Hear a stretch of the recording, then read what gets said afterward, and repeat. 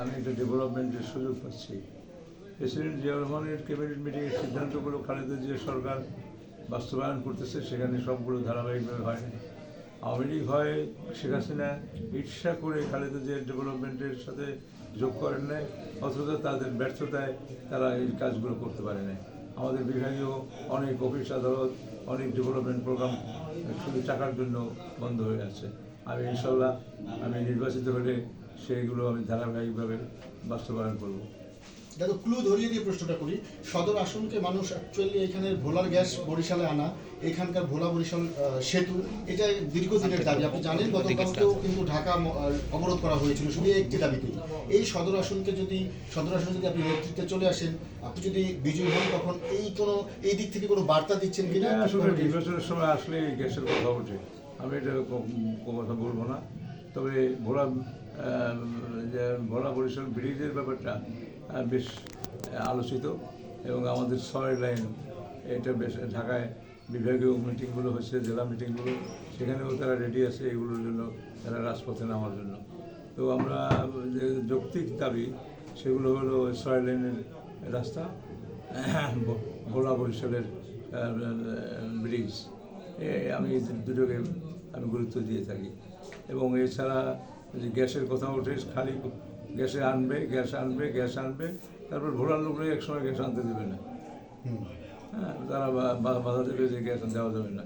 আমি এর মধ্যে দেখলাম যে অনেক কূপের গ্যাস শেষ হয়ে গেছে, পাচ্ছে না। কাজে এই কোথায় গাছে কাঁঠাল গোপে তেলের মতো। এটা অতটা আমি বিশ্বাসী না। এখানে বলা হচ্ছে যে এবারে নির্বাচনের মেরুকরণটা একটু ভিন্ন হবে।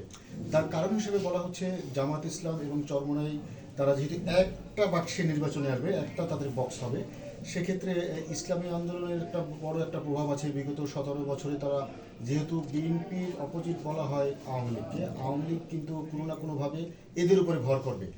চরমোনাইকে সেদিক থেকে ইঙ্গিত করা হচ্ছে জামাত হয়তো ছেড়ে দিবে। তো প্রতিদ্বন্দ্বিতা আপনি মনে করছেন কতটুকু প্রতিদ্বন্দ্বিপূর্ণ হবে এবং সেটা কাটিয়ে আপনি উঠতে পারবেন কিনা? আপনার এই ক্ষেত্রে নির্বাচনের অঙ্কটা কি? স্বাভাবিকভাবে একটা উইনিং পজিশনে থাকার জন্য সবাই চেষ্টা করে। সেজন্য শেখ হাসিনা যুদ্ধ বাবা মাফ করে দেওয়ার পরে যুদ্ধ অপরাধীর বিচার করছে, যে তিনি মুক্তিযুদ্ধের বিরোধীদের বিচার করতেছেন, এইটাই তার ভোটে কাজে লাগবে। আমি মনে করি যে পতিত সরকার চলে গেছে, খালেদা জিয়া এখানে বিজয় লাভ করছে তার সারা জীবনের চিন্তাভাবনা গণতন্ত্র এস্টাবলিশ করার ক্ষেত্রে। তো এখানে জয়ীদের পক্ষে ভোট আসবে। আমাদের মাধ্যমে ওনাদের মাঝে আমার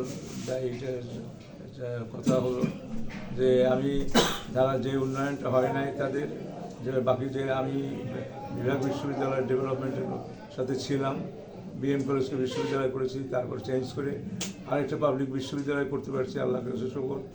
এবং যে অন্য ডেভেলপমেন্টগুলো হয়েছে, আমি নিজে 18টা প্রতিষ্ঠান করেছি, এবং আমি চাইব যে এখানের মানুষ আমাকে ভোট দিলে আমি ধারাবাহিকভাবে বাকি উন্নয়নটা করব, এবং আমার অন্যান্য ব্যক্তিগত ডেভেলপমেন্টও কাজ করতে পারবো।